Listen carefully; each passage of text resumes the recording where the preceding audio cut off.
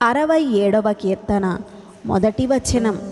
భూమి మీద నీ మార్గము తెలియబడునట్లును, అన్యజనులందరిలో నీ రక్షణ తెలియబడునట్లును. 2వ వచనం. దేవుడు మమ్మును కరుణించి మమ్మును ఆశీర్వదించునుగాక.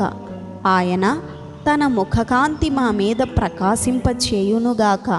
3వ వచనం. దేవా, ప్రజలు నిన్ను స్తుతించుదురుగాక. ప్రజలందరూ నిన్ను స్తుతించుదురుగాక. న్యాయమును బట్టి నీవు జనములకు తీర్పు తీర్చుదువు, భూమి మీదనున్న జనములను ఏలెదవు. 4వ వచనం.